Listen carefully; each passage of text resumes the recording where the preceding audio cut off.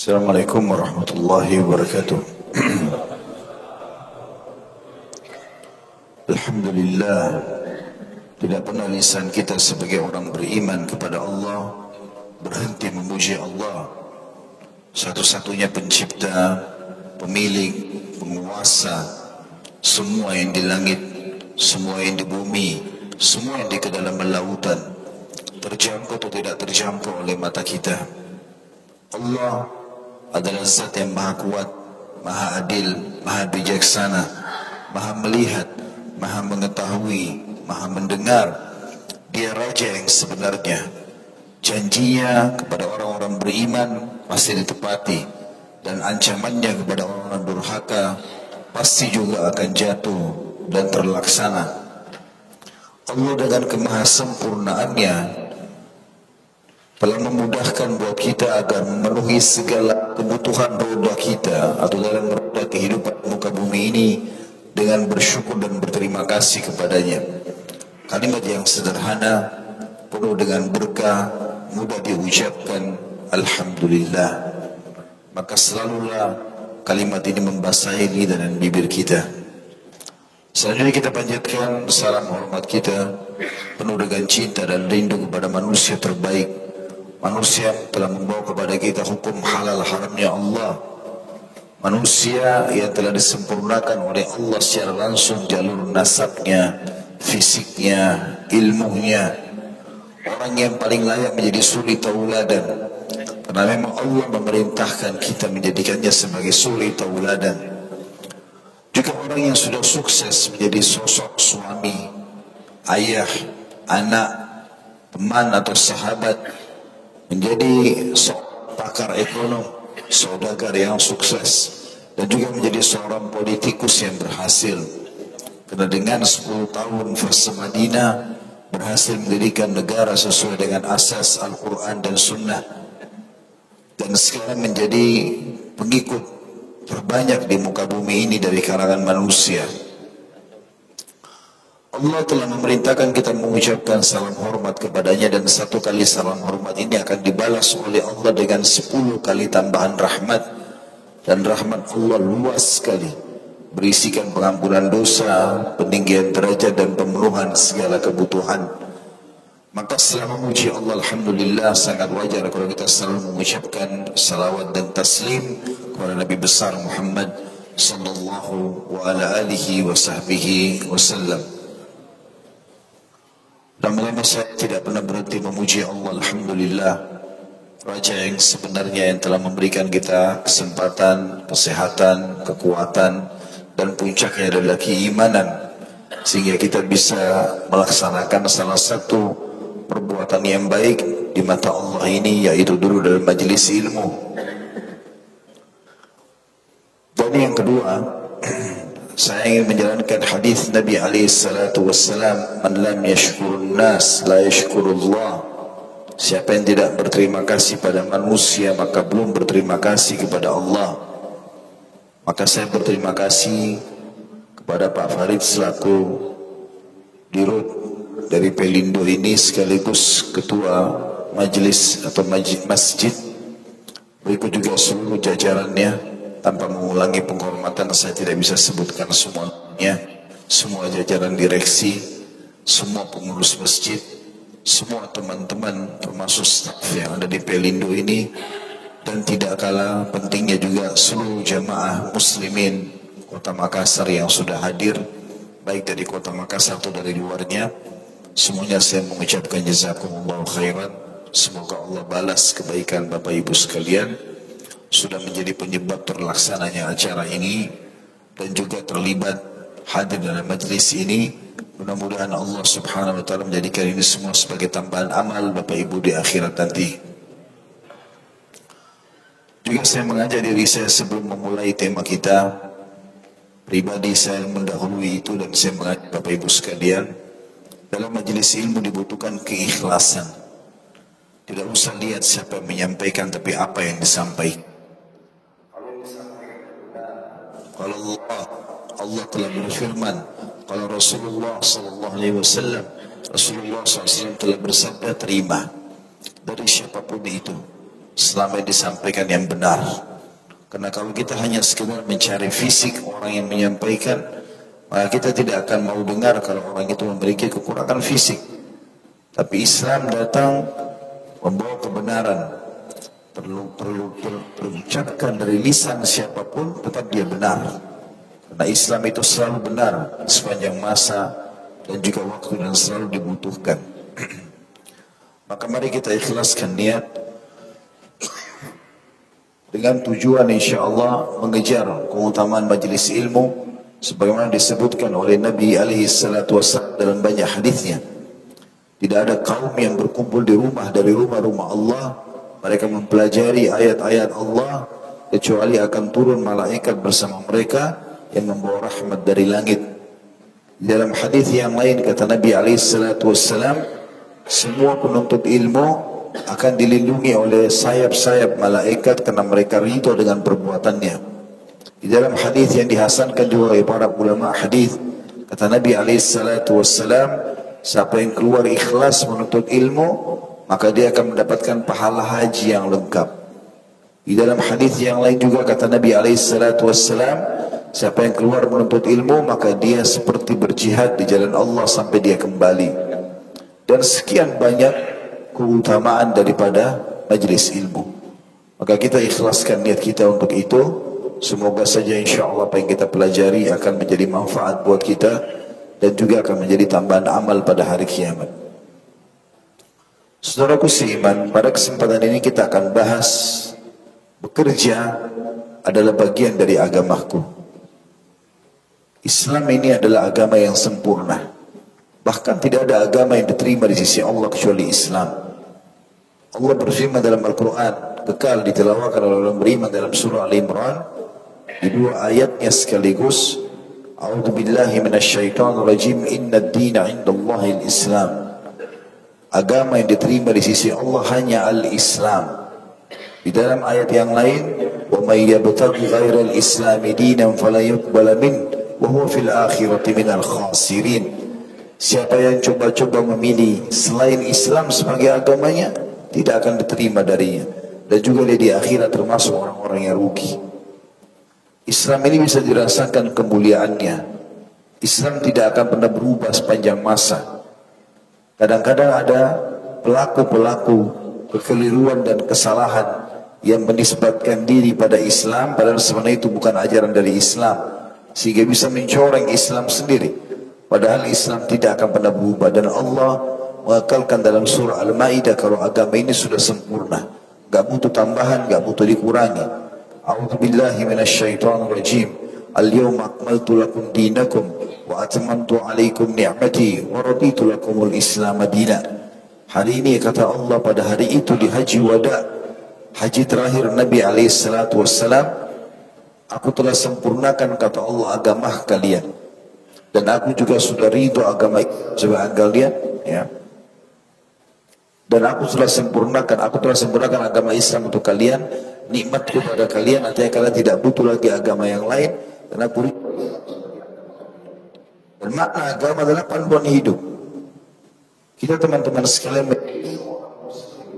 tidak bisa menerima sebagian dan menolak sebagian. Kalau Anda lakukan itu, maka Anda tidak akan merasakan kesempurnaan Islam. Karena Allah mengatakan dalam ayat lain, A'udzu billahi minasyaitonir rajim, ya ayyuhalladzina amanu udkhulu fis silmi kaffah wa la tattabi'u khutuwatis syaitan. Al-ayat. Hai orang beriman, masuklah kalian ke dalam Islam itu secara keseluruhan dan jangan ikuti langkah-langkah syaitan. Kata sebagian ulama tafsir, salah satu langkah syaitan adalah membuat seorang muslim memilah-milah agamanya. Mana yang dia suka dia ambil, mana yang dia tidak suka dia tidak ambil. Ini tidak mungkin. Tidak akan sempurna iman kita sampai kita menerima semuanya. Allah mengatakan tentang orang-orang beriman yang sudah menerima seluruh Islam, A'udzu billahi minasyaitonir rajim, ma kana lil mu'minin wala mu'minatin idza qada Allahu wa rasuluhu amran an yakuna lahumul khiyaratu min amrihim. Tidaklah ya orang yang mengaku sebagai mukmin laki-laki dan mukmin perempuan, mereka kalau sudah Allah dan Rasulnya memberikan sebuah titah, mereka masih punya pilihan yang lain. Apa yang benar, benar di mata Allah dan Rasulnya. Apa yang halal, yang dihalalkan oleh Allah dan Rasulnya. Dan apa yang dilarang dan haram, apa yang diharamkan Allah dan Rasulnya. Tidak ada pilihan lain. Walaupun satu dunia ini berselisih dengan kita, kalau kita berada di atas agama Allah tidak usah peduli. Itulah yang didakwakan oleh Nabi SAW 13 tahun di Mekah. Mendakwakan kebenaran, dibenci, dipukul, dilempari dengan kotoran hewan. Beliau tetap kokoh dengan agama ini. Di antara hal yang mendasar teman-teman sekalian dalam masalah agama ini, hampir semua lini kehidupan kita itu bisa menjadi sumber ibadah. Hampir semua, bahkan itu saya katakan semuanya. Bahkan sebagian hal-hal yang hukumnya mubah. Mubah itu artinya dikerjakan tidak dapat pahala, ditinggalkan tidak juga berdosa. Mubah seperti orang makan, orang tidur, mandi, itu semua memilih pakaian, hukumnya mubah. Tetapi teman-teman bisa mengubah yang mubah menjadi sunnah hanya dengan niat. Innamal a'malu binniyat, kata baginda Nabi SAW. Semua ini harus diikuti dengan niat. Ya. Kalau seandainya teman-teman tidur di malam hari, niat memberikan hak jasad yang Allah amanahkan, dan supaya lebih kuat dalam beraktivitas besok harinya atau dalam ibadah, maka jadi pahala. 6 jam kita tidur, 8 jam kita tidur, semuanya pahala. Kalau kita hanya sekedar tidur, oh saya capek, geletakin badan kita,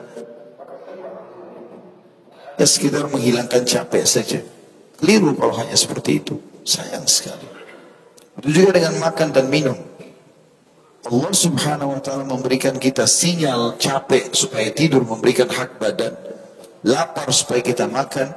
Haus, tubuhmu sedang butuh air, minum. Ya. Maka ini semua kalau kita niatkan, oh saya lagi lapar, bukan hanya menghilangkan lapar, tapi bagaimana saya merawat jasad yang Allah amanahkan ini, maka saya memberikan haknya. Bagaimana saya minum air, bukan hanya menghilangkan haus, tapi karena merawat amat, ada nilai pahalanya. Orang beriman harus cerdas dalam masalah seperti ini. Imam Nawawi rahimahullah menamakan ini dengan judul Al-Iqtisadu fil Ibadah. Bagaimana orang bisa ekonomis dalam ibadah.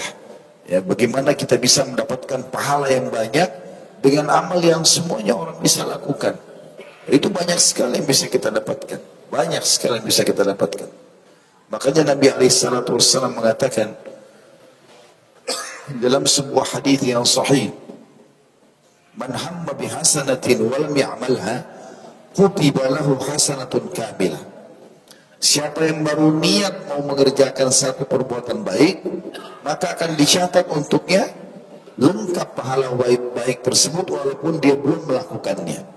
Jadi misal Bapak Ibu mau tidur malam, jangan tidur begitu saja. Niatkan akan sholat tahajud. Walaupun tidak sempat bangun, Allah akan kasih pahala lengkap tahajud itu. Kata Nabi SAW, فَإِنْ عَمِلَهَا كُتِبَ لَهُ عَشْرُ أَضْعَافِهَا إِلَى 700 ضِعْفٍ إِلَى أَضْعَافٍ كَثِيرًا. Kalau dia sempat lakukan apa yang sudah dilakukan itu, dia bangun sholat malam, maka dia akan mendapatkan 700 kali lipat dan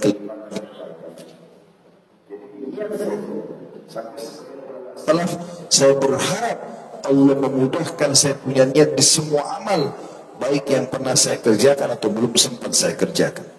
Karena semua ada pahalanya dengan niat. Sebaliknya kata Nabi SAW, وَمَنْ هَمَّ بِسَيِّئَةٍ وَلَمْ يَعْمَلْهَا كُتِبَ لَهُ حَسَنَةٌ كَامِلَةٌ.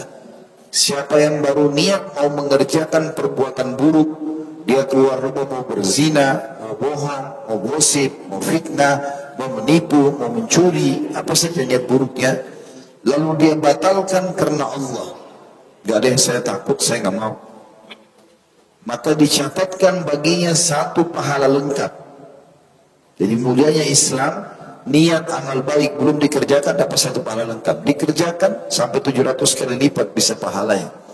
Kalau niat berbuat dosa lalu dia batalkan karena Allah, maka dapat satu pahala. Fa in amilha kutiba lahu sayyi'atun wahidah. Kalaupun dia kerjakan dosa itu, hanya dicatatkan baginya satu dosa saja. Teman-teman sekalian, Di dalam Islam ada etos kerja. Kalau kita kerucutkan ke bahasan kita, bekerja, terutama kita kaum laki-laki, itu diwajibkan dalam Islam. Mencari nafkah itu hukumnya wajib. Gitu.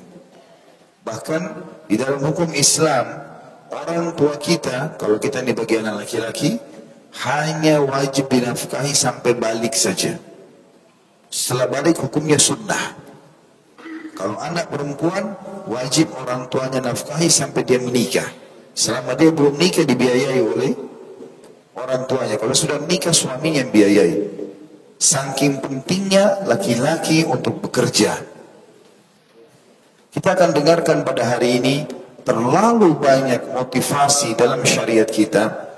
Baik dari Al-Quran, baik dari sunnah Nabi SAW, baik dari perkataan para sahabat, perilaku dari para dan statement para tabi'in, orang-orang saleh sebelum kita kaum salafus saleh, tentang etos kerja.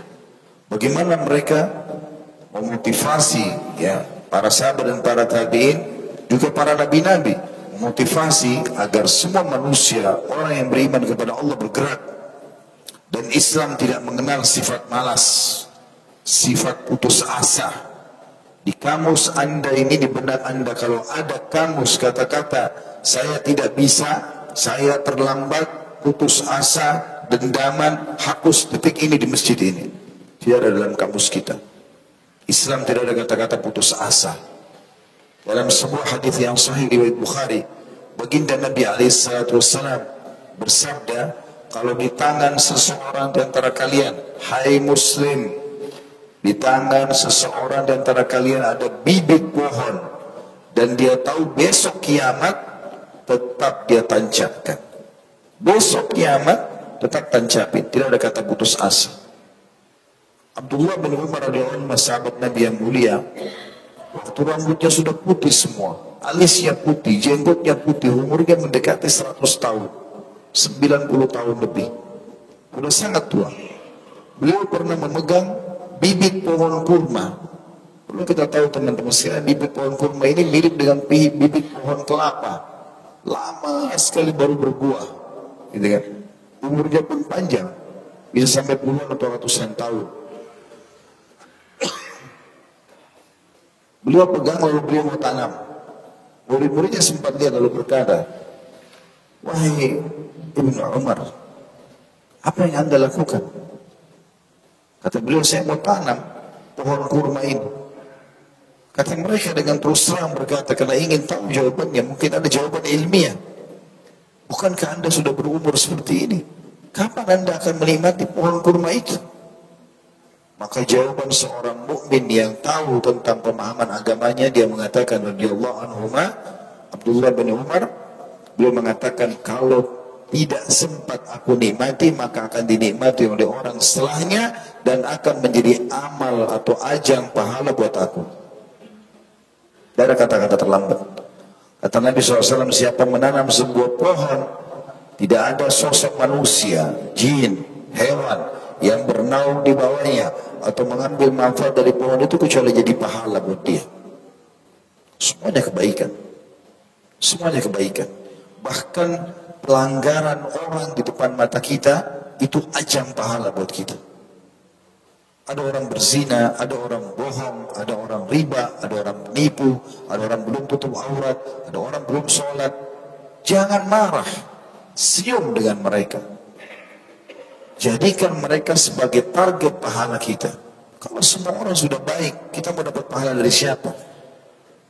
Justru orang-orang yang melanggar ini, kita nasihatin, ajak mereka. Waktu Nabi SAW mengepung benteng Khaybar 43 hari, riwayat lain mengatakan 45 hari, belum menembus benteng pertama Yahudi dari 9 benteng pada saat itu, maka beliau memberikan bendera kepada Ali radhiyallahu anhu. Dan beliau mengatakan, hai Ali, majulah dengan tenang, tawarkan buat mereka Islam. Kalau mereka tolak, baru suruh mereka bayar upeti, jizyah. Kalau mereka tolak, baru perangi mereka. Tapi ketahui, hai Ali, seandainya kau menjadi penyebab satu orang dapat hidayah, orang itu bisa jadi baik, kenal agama Allah, dari tidak baik menjadi baik, dari kufur kepada beriman, dari malas menjadi rajin, dari pelit menjadi dermawan.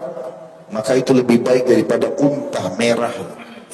Dan unta merah pada saat itu adalah harta terbaiknya manusia. Maka ini semua motivasi yang kita lihat sangat besar dalam Islam. Ya.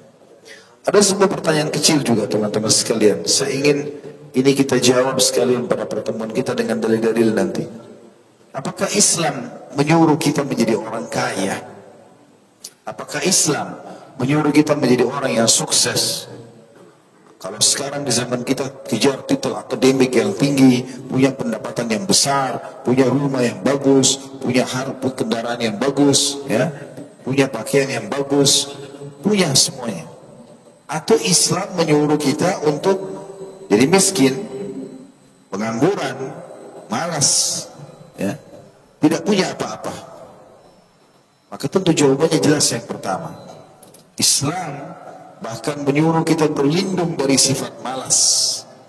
Nabi SAW menjadikan salah satu doa beliau adalah beliau minta agar dijauhkan dari kemiskinan, sifat malas.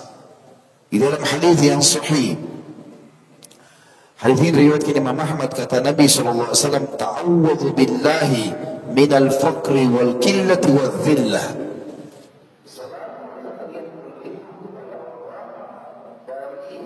Sifat kefakiran,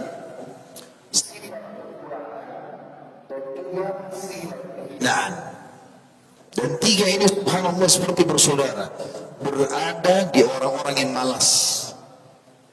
Mereka pasti akan miskin karena cuma tahu minta sama orang.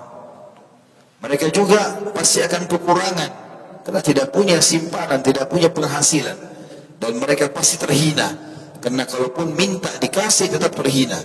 Orang lain punya jasa dengan dia, kalau tidak dikasih lebih terhina lagi. Dan subhanallah, hadis yang lain Nabi SAW bersabda di dalam hadis riwayat An-Nasai dan Abu Daud, Allahumma inni a'udzu bika minal ju'i fa innahu bi'sat taji'. Ya Allah, aku berlindung kepadamu dari kelaparan karena dia seburuk-buruk keadaan. Juga hadis Nabi SAW yang beliau berdoa, Allahumma inni a'udzubika minal azzi wal kasal. Ya Allah, aku berlindung kepadamu dari sifat putus asa dan malas, wal jubni wal bukhul, dan sifat pengecut, hak kita tapi nggak mau minta, nggak mau membela kebenaran, dan pelit, tidak mau berbagi pada orang lain. Wa ghalabatid daini wa qahrur rijal, dan jangan sampai aku terlilit utang. Orang kalau malas akan banyak utangnya, otomatis dia akan utang sana, utang sini, ya. Dan juga dikuasai oleh orang-orang, ya, artinya karena banyaknya utang akhirnya dikuasai oleh pihak-pihak lain, diperbudak tanda kutip dengan orang-orang yang telah mengutangkan dia. Jadi kalau kita ingin jawab apakah Islam menyuruh kita menjadi orang yang maju, jawabannya jelas iya.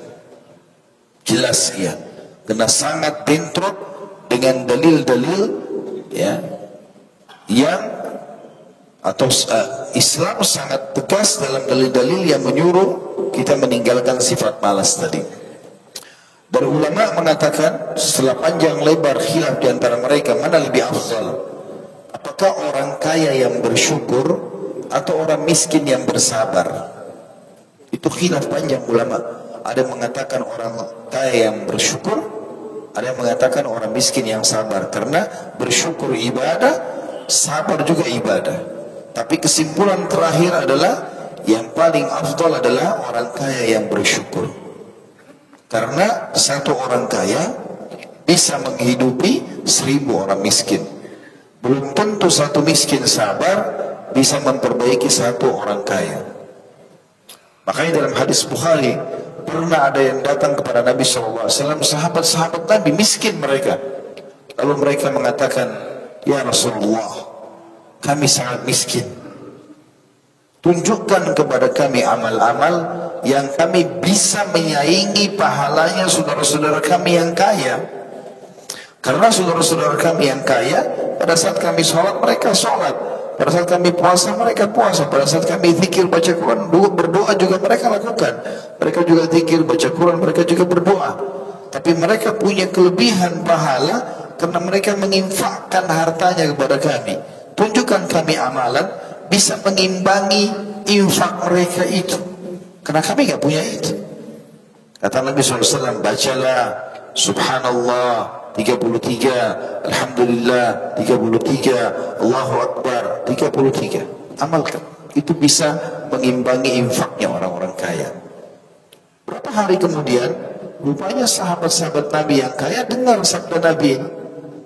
Mereka amalkan juga itu.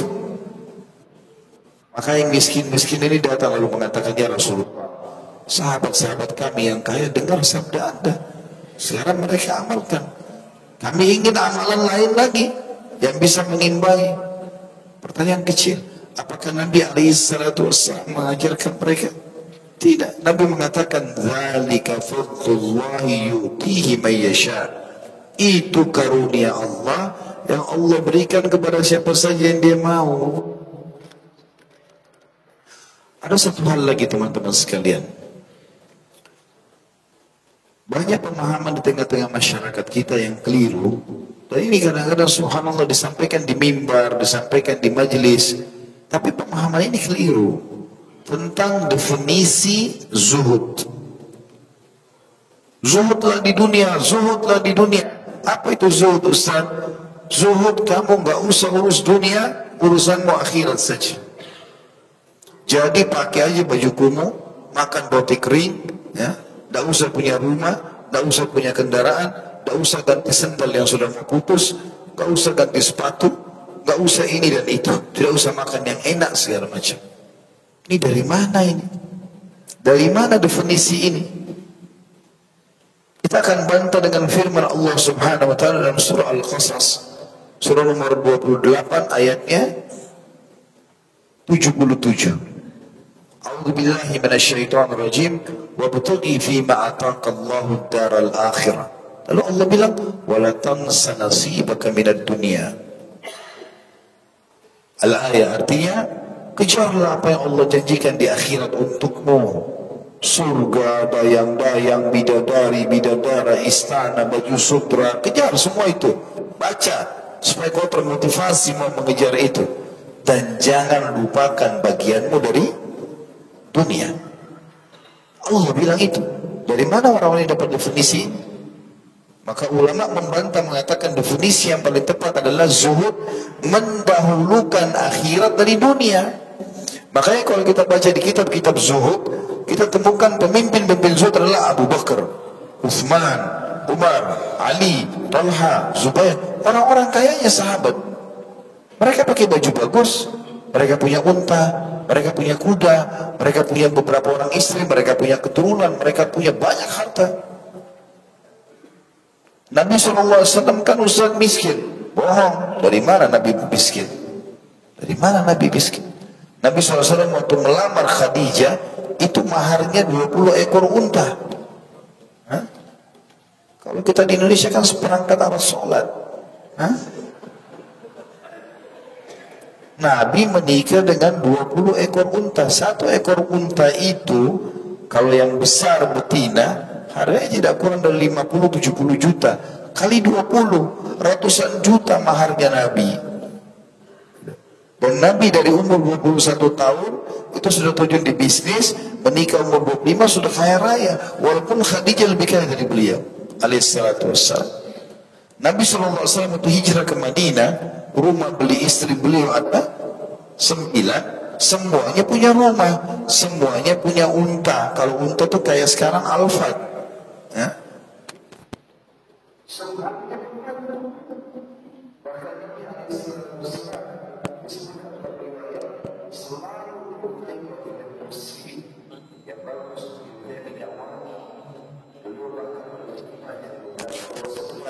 Belum memiliki beberapa punya pedang, beberapa perisai.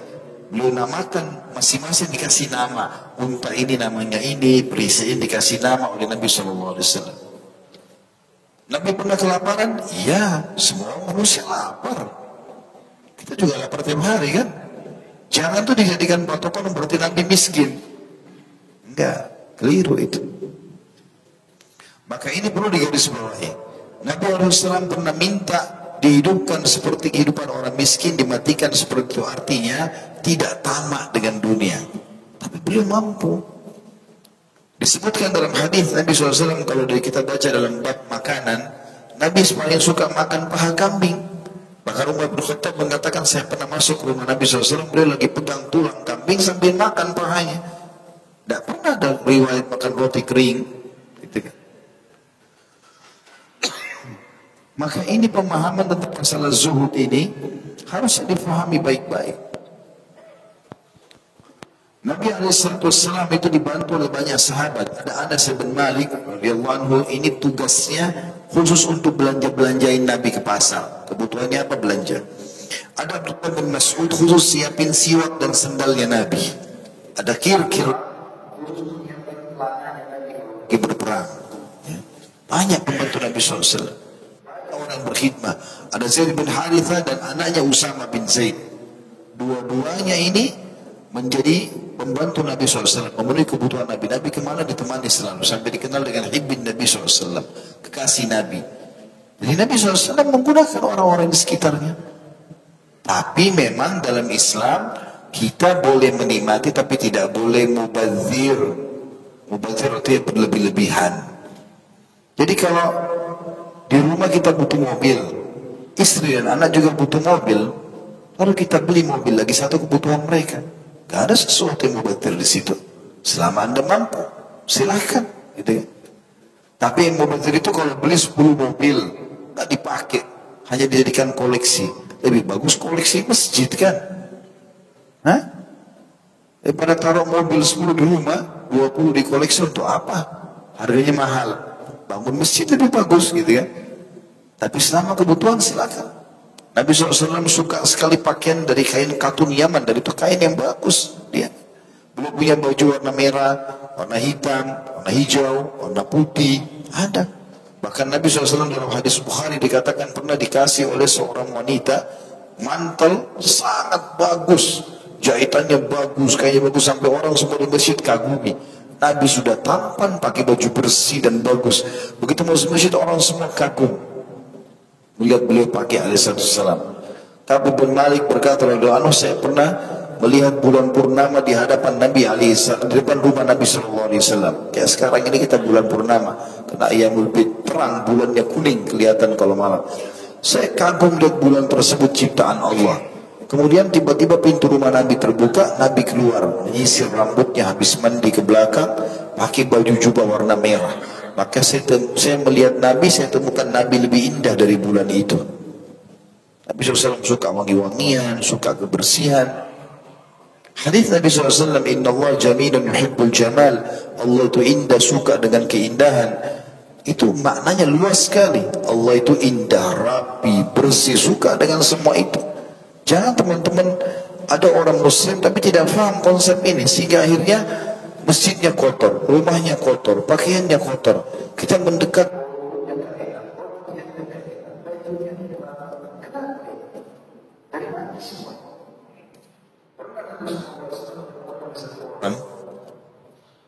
pakaiannya lusuh, penampilannya luar biasa,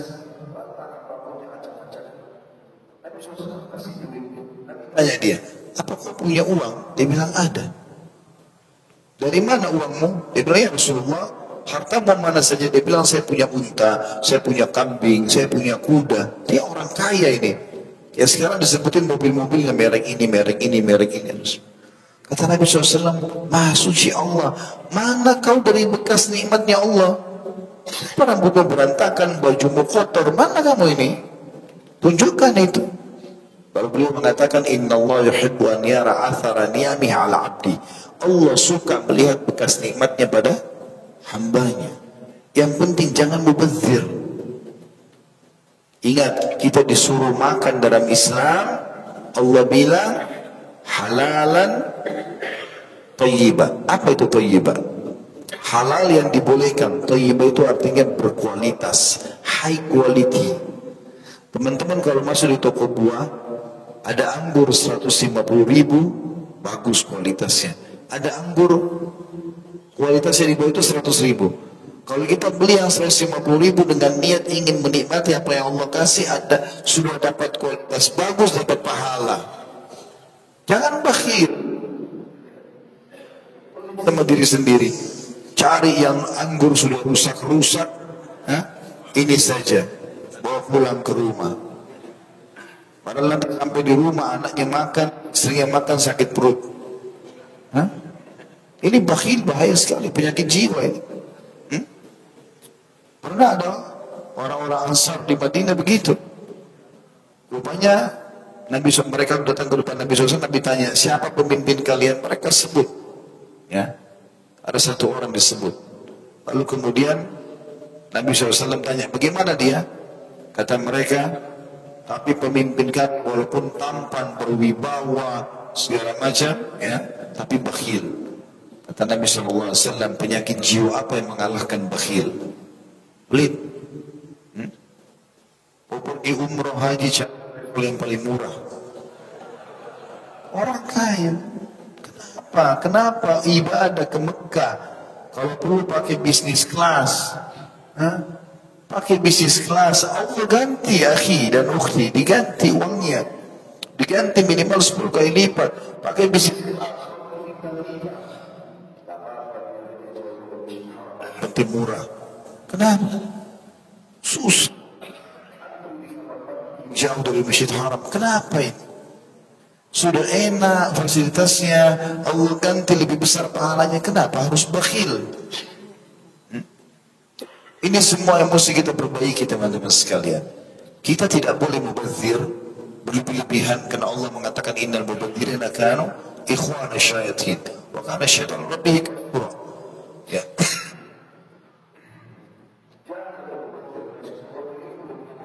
Ya, sampai dibom sudah mau rubuh karena bajunya banyak sekali. Akhirnya beli-beli itu adalah saudara syaitan, dan syaitan kufur kepada Tuhannya.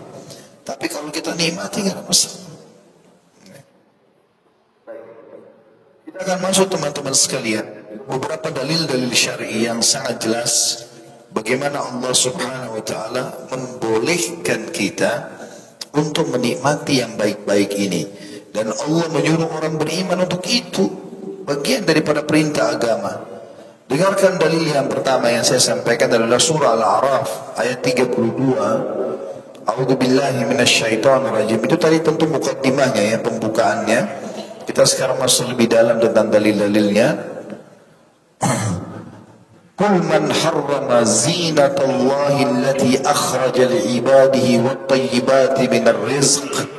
Qul hiya lilladina amanu fil hayatid dunya khalisatan yaumal qiyamah. Katakan hai Muhammad kepada manusia-manusia itu, siapa yang berani-berani mengharamkan apa yang telah Allah jadikan perhiasan yang dikeluarkan untuk hamba-hambanya di muka bumi, buah-buahan yang enak, pakaian yang nyaman, ya, badan yang sehat, rumah yang bagus, kendaraan yang bagus. Siapa yang bilang itu haram, kata Allah? Perhatikan bapak ini dalam surah Ar-Rahman ayat 32. Katakan hai Muhammad, siapa yang mengharamkan seluruh perhiasan yang telah Allah keluarkan buat hamba-hambanya, dan tayyibati minar rizq, rezeki yang bagus-bagus. Silahkan cari pasangan yang terbaik, ya, punya keturunan yang terbaik, punya badan yang terbaik, kulit yang terbaik, rambut yang penting halal, jauhi halal. Kalau kita mengatakan itu orang iman di dunia dan khusus ya, orang-orang kafir juga makan dan minum kan, tapi di akhirat mereka tidak dapat itu. Kalau orang beriman, mereka dapat, di akhirat mereka dapat.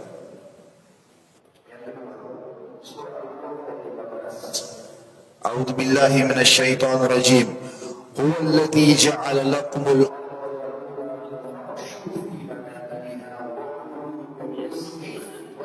nusyur.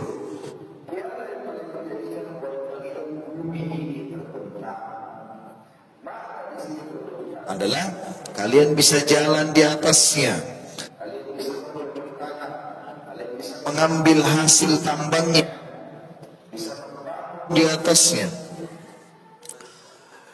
Dan makanlah rezeki-rezeki yang Allah kasih itu, buah-buahan, sayur-sayuran, pemandangan yang indah, segala macam. Dan ketahuilah kepadanya kalian akan dikembalikan. Yang ketiga, surah Al-Jum'ah ayat 10. Kebetulan berbicara tentang kita hari Jumat ini. Allah Subhanahu wa taala berfirman, "A'udzubillahi minasyaitonir rajim. Fa idza qudiyatis salatu fantashiru fil ardi wa taqu bi fadlillahi wadhkurullaha katsiran la'allakum tuflihun." Kalau selesai kalian kerjakan sholat Jumat, tidur kah? Ngobrol-ngobrol kah? Kata Allah, "Barlah di muka bumi." Untuk apa ya Allah? Wabtagu min fadlillah, cari rezekinya Allah, keluar, cari prestasi-prestasi, dan ikutilah itu dengan berzikir kepada Allah, dengan zikir yang banyak agar kalian beruntung. Maknanya kata ulama tafsir, kalau kalian ikuti itu dengan cari konsep halal dan kalian berzikir kepada Allah, bersyukur terhadap nikmatnya, bismillah kalau memulai, alhamdulillah selesai, maka Allah akan jadikan kalian untung di setiap apa yang kalian lakukan. Kita akan masuk teman-teman sekalian dalil selanjutnya, tapi dari hadis Nabi SAW.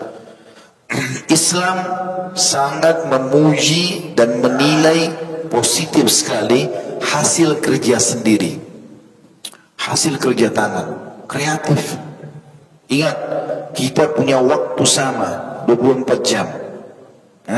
Kita punya otak sama, kita punya mata dua sama, telinga sama, tangan sama, kaki sama, potensi kita sama. Tinggal siapa yang mau menggali potensi itu. Kata Nabi SAW di dalam hadis yang sahih riwayat Imam Bukhari, "Ma akala ahadun ta'aman khairan bi an ya'kula min amali yadihi wa inna nabiyallahi Daud kana ya'kulu min amali yadihi." Tidak ada sesuatu yang paling mulia bagi seseorang di dunia, di mata manusia dan di mata Allah, pahalanya besar dibandingkan seseorang makan dari hasil tangannya sendiri. Dan ketahuilah, Nabi Allah Daud makan dari hasil tangannya. Juga dalam hadis yang riwayat Imam Muslim, dalil selanjutnya, yang kelima berarti yang Nabi SAW bersabda, "Kana Zakaria alaihissalam najjara." Ketahuilah Nabi Allah Zakaria adalah tukang kayu. Beliau bekerja dan menguasai bidangnya. Yang penting teman-teman jangan lihat profesi antum apa. Berapa banyak orang jual tempe tapi kalau dia profesional jadi besar. Orang jual gorengan tapi jadi besar. Orang jual kerupuk jadi besar. Berapa banyak orang yang bisnisnya kontainer, bisnisnya segala macam alat berat tapi bangkrut. Nabi SAW mengatakan dalam hadis sahih riwayat Abu Dawud, "Inna Allah yuhibbu min 'abdin idza 'amila 'amalan an yutqinahu." Itu kuncinya. Allah sangat suka seorang hamba kalau dia mengerjakan sesuatu dia menguasainya. Profesionalisme. Bekerja benar. Antum belajar, kuasai bidang itu. Tidak usah nilai bidangnya apa. Yang penting halal, jalani. Allah Subhanahu wa taala berkahi. Disebutkan juga bahwasanya Idris alaihissalam kana khayyatan yatasaddaqu bi fadli kasbihi. Beliau seorang tukang jahit dan beliau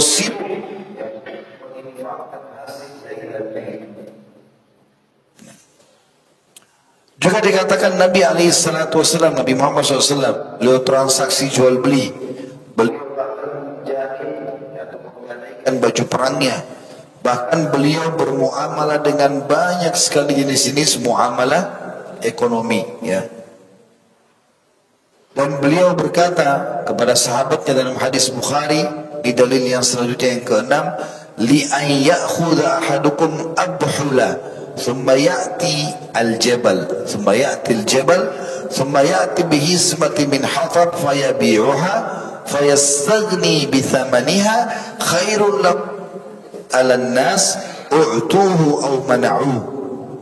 Ketahuilah, seseorang di antara kalian mengambil potongan-potongan tali, kemudian dia pergi ke puncak gunung yang tinggi, lalu dia kumpulkan ranting-ranting kering, kayu bakar, lalu dia pikul di pundaknya dan dia bayar, dia jual di pasar sehingga dia bisa hidup dari penjualan itu. Jauh lebih baik baginya dibandingkan dia mengemis pada orang, dikasih atau tidak dikasih. Semua umumnya berdagang, ya, bahkan di masa hidupnya Nabi SAW dan juga setelah meninggalnya Nabi SAW, dikatakan oleh seorang ulama tabi'in masyhur Sa'id bin Musayyab rahimahullah, beliau mengatakan kana ashabu Rasulillah sallallahu alaihi wasallam yatjaruna fi bahrir Rum, bahwasanya para sahabat Nabi ridwanullahi alaihim mereka berbisnis berdagang sampai ke laut-laut bangsa Romawi. Umar bin Khattab dari selanjutnya memotivasi kita, mengatakan ta'allamul mihna, kuasailah keterampilan-keterampilan. Keterampilan apa saja kalau mampu, luangkan waktu untuk itu. Fa innahu yushiku an yahtaja ahadukum ila mihnati, karena dia akan bisa mengambil manfaat dari keterampilannya itu. Juga teman-teman sekalian, kita dianjurkan untuk fokus pada pekerjaan, ya, karena fokus pada pekerjaan ini akan mendatangkan hasil maksimal, tidak bercabang kemana-mana. Dan kalau terlalu banyak juga dia akan pusing untuk mengaturnya. Tapi kapan dia fokus kepada satu dua bidang misalnya, kemudian dia menguasai bidang itu, maka itu jauh lebih efektif. Ya, sebagaimana juga alokasi zakat, kata sebagian ulama, kalau ada 5 orang target atau 10 orang target kita memberikan zakat, misalnya kita punya 10 juta zakat, mana lebih afdal? Kita berikan masing-masing 1 juta, 1 juta, 10 juta berarti selesai, kita berikan zakat kita, atau kita melihat dari 10 orang ini siapa yang paling butuh. Misalnya dari 10 orang ini, kalau kita kasih 1 juta, tidak menyelesaikan permasalahan mereka. Tapi ada 2 orang kalau kita kasih 5 juta, 5 juta, clear masalahnya. Utangnya lunas, bisa jadi modal. Lebih afdal 2 orang ini daripada terlalu banyak menyebar, akhirnya tidak menyelesaikan permasalahan. Jadi memang harus efektivitas dalam memilih, ya, target-target, waktu-waktu, tempat-tempat. Ini semua penting dalam Islam. Itu termasuk kecerdasan seorang muslim. Dikatakan juga bahwasanya Abu Darda radhiyallahu anhu, ini dalil setelahnya, la yukidun nara tahta kidri, dia selalu memasak sendiri, yang dia jual makanan itu dan dia sendiri yang masak itu, hatta tadma'inah, sampai kedua matanya meneteskan air mata untuk mencari rezeki halal. Itu sahabat Nabi yang mulia Abu Darda. Dan taqulul Aisyah, dan dari selanjutnya Aisyah berkata, kana Abu Bakrin radhiyallahu anhu ajjarukum.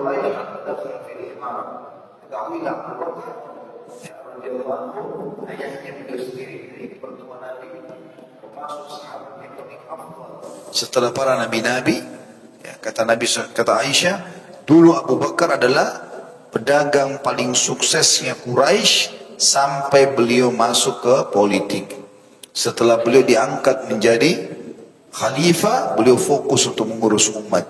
Sebelumnya beliau termasuk pedagang yang paling sukses. Ya. Juga ada seorang tabi'in yang masyhur, namanya Qais bin Asim rahimahullah. Beliau pada saat mau wafat, beliau wasiatkan kepada anak-anaknya. Qais ini terkenal orang kaya dan rajin sekali bekerja, punya banyak prestasi-prestasi gitu ya. Dia bilang sama anak-anaknya, alaikum bil mali wastina'ah, kalian harus mencari harta yang baik dan merawat itu dengan sempurna, kembangkan, ya, dengan ide-ide. Fa innahu mambahatul karim, karena dia adalah sumber yang bagus, mengharumkan nama kalian, memenuhi kebutuhan kalian. Wa yustagna bihi 'anil laim, dan menyelamatkan dari kehinaan. Wa iyyakum wal mas'alah, dan jangan sampai kalian mengemis. fa innaha akhiru kasbar rajul, karena itu adalah pendapatan terakhir seseorang. Kalau sudah betul-betul bangkrut, banjir, gempa, kehilangan harta, segala macam, apa boleh buat? Orang meminta. Tapi selain daripada itu tidak boleh. Ingat, bagi orang-orang yang terus saja cuma tahu begini kan, tidak pernah mau menghidupkan. Kata Nabi SAW, siapa yang membuka pintu minta-minta, mengemis, Allah akan bukakan baginya pintu kemiskinan. Dan siapa yang membuka pintu iffah, kemuliaan, dia mau dapat kalau dia bekerja, maka Allah bukakan baginya pintu kekayaan. Ini penting teman-teman sekalian. Islam tidak pernah menghinakan pengikutnya, menyuruh kita menjadi mulia. Juga Sa'id bin Musayyib berkata, la khaira fi man la yatlubul mal. Tidak ada kebaikan bagi orang yang tidak mau mencari harta yang baik. Yaqdi bihi dainah, dia bisa bayar utangnya, wa yasulu bihi 'irdah, dia jaga kehormatannya, wa yaqdi bihi dhimamah, dan dia penuhi kebutuhannya, wa in mat taraka mirathan liman ba'dah, dan kalau dia mati menjadi warisan bagi ahli warisnya, mulia. Sementara Nabi SAW mengatakan, menguatkan, atau sebenarnya Nabi SAW bukan menguatkan di sini, tapi hadis ini saya datangkan untuk menjelaskan bahwasanya saya ini kemungkinan besar mengambil daripada hadis ini. Hadis riwayat Bukhari Muslim. Nabi SAW bersabda kepada Sa'ad bin Abi Waqqas radhiyallahu anhu, ya, engkau meninggalkan keturunanmu dalam keadaan kaya jauh lebih baik daripada engkau tinggalkan mereka miskin, mengemis-ngemis kepada orang. Dahhak bin Muzahim rahimahullah juga berkata, syaraful mu'min, kemuliaan seorang mukmin, salatun fi jawfil lail, selalu rutin salat di malam hari waktu orang lagi tidur. Itu mahal nilainya salat malam itu. Wa izzuhu, dan juga kemuliaan dia dari sisi yang lain, istighna'uhu 'anil nas, dia berlepas dari ketergantungan kepada manusia. Juga dikatakan teman-teman sekalian oleh sebagian ulama, innal amala wa in kana yasiran fahuwa khair minal batala atau minal bitala. Bekerja itu, bergerak walaupun sedikit, ya, itu jauh lebih baik daripada orang yang vakum, nganggur. Wa khairum min intidharin nawali min ashabil mal, dan jauh lebih baik daripada hanya tahu menunggu pemberian dari orang-orang kaya. Wa aswa minhu su'alu ashabul gina, bahkan yang lebih buruk lagi kalau terus mengemis di belakang orang-orang kaya. Liannahum in a'tuhu bakiyat minna ala dhahrihi yahmiluha, karena kalau dia mengemis sama orang-orang kaya, walaupun dia dikasih, maka seperti orang kaya itu sudah punya jasa dalam hidupnya, sehingga terus menjadi beban di punggungnya. Wa in mana'uhu faqad ijtama'a indahu su'atan, dan kalau seandainya ditolak permintaannya, maka bergabung padanya dua keburukan. Dhillul khaybah, hilangnya wibawahnya, wa dhillus su'al, dan kehinaan mengemis. Umar bin Khattab berkata radhiyallahu anhu, maksabatun fi dianah, mencari pendapatan walaupun pas-pasan tapi mau bergerak, khairum min su'alin nas, tetap lebih baik daripada mengemis. Dijauhkan semua sifat mengemis. Ini Al-Quran, hadis, perkataan salafus salih, semuanya memotivasi untuk itu. Luqman al-Hakim rahimahullah, yang Allah sebutkan dalam Al-Quran surah Luqman, ini orang saleh dulu sebelum kita. Dia pernah mewasiatkan anaknya begini, ya bunai, wahai anakku, istagni bil kasbil halal, selalulah cari rezeki halal. Fa innahu maftakara ahadun illa asabathu ihda thalathu khisal, karena tidak ada orang yang mengemis, ya, kecuali pasti tidak ada orang yang berhenti mencari rezeki halal kecuali akan ditimpa salah satu dari tiga keburukan. Saya ulangi kata beliau, wahai anakku, selalulah sibuk cari rezeki yang halal, sibuk. Pikirkan apa yang kau harus kembangkan segala macam. Cari pendapatan halal. Karena tidak ada orang yang miskin dari itu, berlepas diri dari mencari rezeki halal, kecuali akan ditimpa salah satu dari 3 keburukan. Yang pertama kata beliau, rikkatun fi dini. Agamanya pasti lemah. Makanya kita lihat subhanallah orang-orang yang murtad itu karena sembako, ya, itu karena masalah itu. Karena mereka tidak punya pendapatan, akhirnya bisa dibeli imannya dengan sembako. Murtad dari Islam. Wa na'udzubillah. Kemudian juga al-dha'fu fi aqli. Yang kedua, lemahnya akalnya. Orang subhanallah teman-teman kalau biasa bekerja, tiap hari dia bergerak, pikir ini, pikir itu, masalah ini, masalah itu, otaknya bergerak, berfungsi seperti mesin bergerak. Selalu otak itu kalau dipakai berpikir, itu akan memunculkan ide-ide. Tapi orang kalau duduk, vakum, di pinggir jalan, di atas got, ngobrol sama temannya, sudah 20 tahun ceritanya itu saja terus. Enggak ada sesuatu yang baru. Itu aja yang diceritain, apa ini? Kadang-kadang maaf duduk main catur, di pinggir got, buang waktu dari pagi sampai malam. Untuk apa ini? Apa sudah tidak ada kegiatan lain? Tidak bisa cari rezeki? Angkat batu kah? Kerja di mana? Di restoran? Sesuatu yang datangkan income. Mulia. Mulia. Saya punya sepupu subhanallah pernah datang tinggal sama saya sedikit di Jakarta beberapa waktu. Kemudian dia berangkat. Ya, waktu itu berangkat ke Timur Tengah bekerja. Dia sempat bilang. Dia panggil saya kakak. Kak, di Saudi pakai uang apa? Saya bilang pakai real. Baik kak, saya mau keluar dulu hari ini ya. Padahal dia dari Surabaya. Belum tahu apa-apa ini. Ini saya mau dapatkan real. Dan insya Allah saya pulang sebentar sudah saya bawa real. Baik, coba datang. Dia keluar. Saya aktivitas. Dia datang sore bawa 50 real semua. Ini kak, alhamdulillah saya datang. Dari mana? Ya saya datang ke restoran orang. Biasa apa? Saya bantu. Gampang. Di Indonesia subhanallah ada orang sudah tua sekali bawa gorengan, pikul di punggaknya, hidup, anak-anaknya jadi sarjana. Makanya pepatah bahasa Arab mengatakan teman-teman, taharrak fa inna fi harakati barakah. Bergerak, karena di bergerak itu, kreativitas itu ada berkah. Kalau orang biasa malas, jadi habis idenya nggak ada. Orang kalau duduk biasa vakum itu, nanti idenya nggak ada. Gak ada, sudah mau pikir pun tidak mungkin, tidak sampai akalnya ke situ. Karena bagi dia cuma duduk, di duduk itu ngobrol dari pagi sama teman-teman sampai malam selesai. Maka itu aja, gak pernah ada perkembangan. Sedangkan teman-teman saya yakin di kantor seperti ini tidak asing lagi. Kita sudah sarjana saja, sudah punya prestasi, masih sering ada upgrade. Benar gak? Ada pelatihan-pelatihan, peningkatan skill SDM. Kenapa itu? Kan kantor sudah sarjana. Karena memang harus digali. Karena di pelatihan, oh ternyata benar ya, ada begini, ada ide begini, ada ide begitu.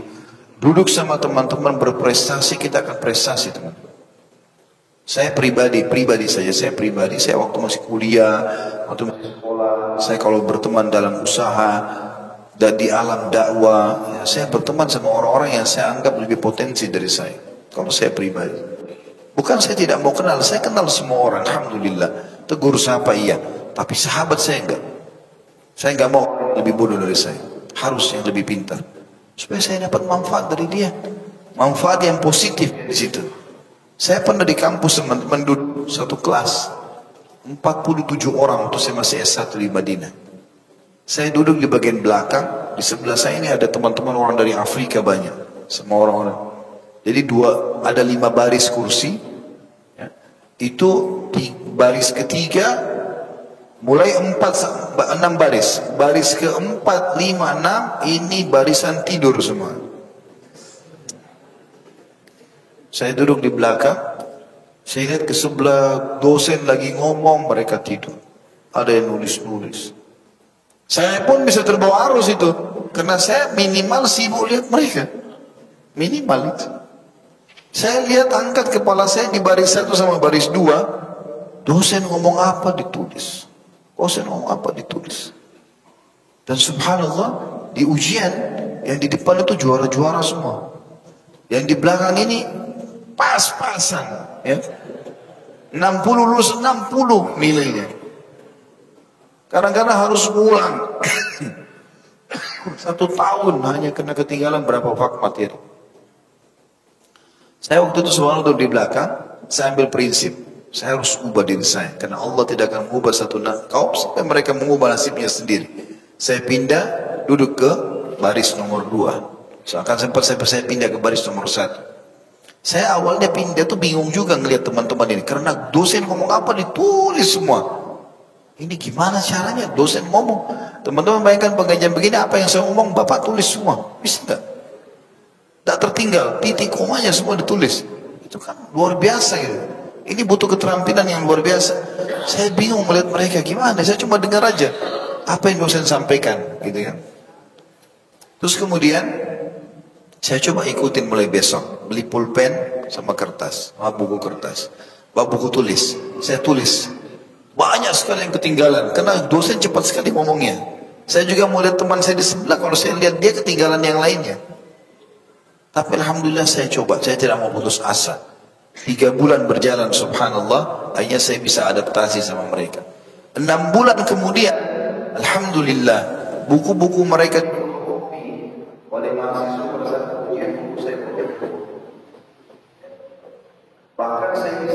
bahkan saya masih ingat sampai hari ini saya masih simpan buku tulis saya itu buku tulis saya tulisan yang dosen ucapkan saya pakai pulpen warna hitam, ayatnya saya tulis pakai pulpen warna dalam 6 bulan bisa.